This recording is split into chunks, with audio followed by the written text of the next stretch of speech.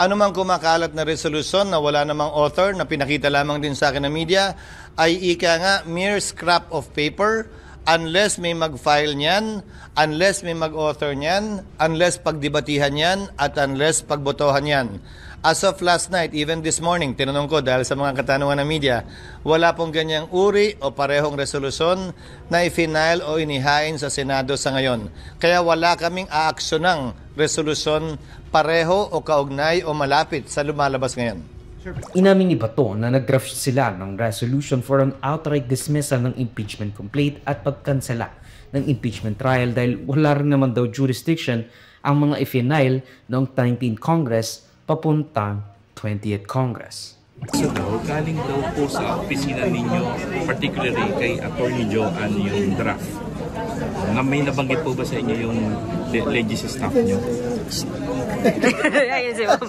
Ayun Ma'am. Kinonfirm na po ni Senator Jinggoy na meron siyang printed na draft copy. Kayo po may Galing yun. Galing sa office ko.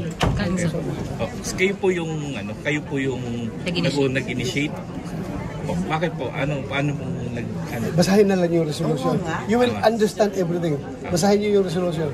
With Bato de la Rosa saying na meron siyang sapat na boto para ma-dismiss ang impeachment complaint. Sobra-sobra pangarap. Tapos sinagot naman ito ng isa sa mga nagsulat at framer ng Constitution na illegal ang sinasabing dismissal via unilateral half of Congress with a Senate resolution ayon kay Attorney Monso. May precedent naman at Supreme Court ruling regarding this issue. In the Supreme Court ruling sa Pimentel v. Joint Congressional Committee na basta non-legislative yung function na gagawin or pakay, hindi ito may expire kahit magpalit pa ng mukha o ng tao ang Kongreso. Because again, justice or service beyond the legislative function shall continue.